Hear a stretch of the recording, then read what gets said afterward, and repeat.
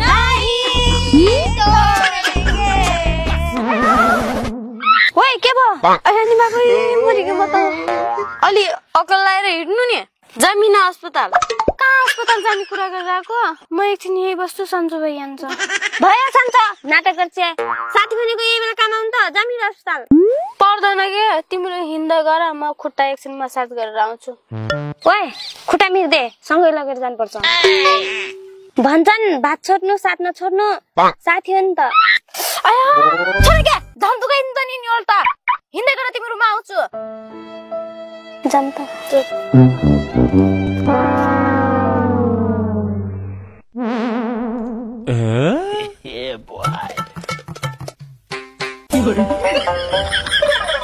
तर यार हामीले त्यसलाई एक्लै चाहिँ छोडेर नआउनु पर्ने हो के त्यसले आफै ज्यादा पनि हो र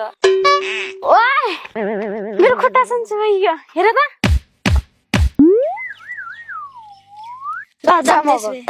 तर मलाई एउटा काम पर्यो यार के काम तैले के काम गर्छिस र चुप लाग जहिले पनि यस्तै रिङ्ग डुल्ला मसान जस्तै भौतारिएर हुन्छ वा बिचारी मेरो मम्मीले एक्लै काम गर्न लाग्नु भाला म त जान्छु सघाउन ल नि त ल तर साथी जनबेला हक गरेर जान है कहीँ नभएको जात्रा हाँडी गाउँमा भन्थे हो रहेछ ल आउ न त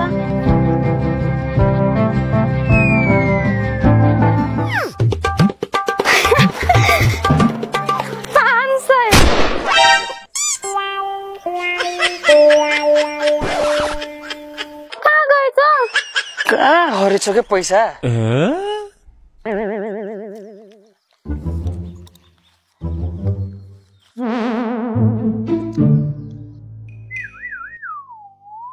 ल अनि 5 रुपैयाँ 2.5 रुपैयाँ तेरो मुखमा 2.5 रुपैयाँ मेरो मुखमा 245 तेरो हातमा हिसाब किताब बराबर मौका पाएपछि ठगिन नि अनि त्यो पनि पैसा राख अनि गीतालाई नदिने खल्ली बल्ली गीता वाह के साथी पायो यार साथी तिमीहरु त यस्तो साथी त कोही दुश्मनलाई पनि नपरोस् के गर्छस् त तेरो साथीलाई पर्यो चुप लाग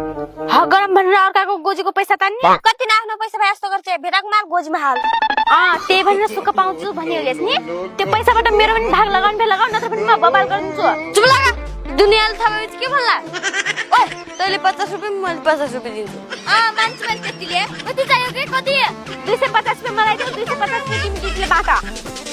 तिमीलाई फटाहरू पैसा भेटेछु कसको भन्न दिने कि बटाल्ने तिमीलाई त बगामा गाउँले बोलाएर बेच दान्छु ए गाउँले ए कहाँ गएछ निनु र दादा आफ्नै बहिनी सम्झेर माफ गरिदिनु अब जिन्दगीमा यस्तो गल्ती कहिले गर्दैन धरो धर्म विश्वास लाग्दैन भने तपाईको कसम दादा त्यत्रो पैसा एक हप्तालाई नास्ता पुग्थ्यो तर अहिले पछि त लाग्यो चुप लाग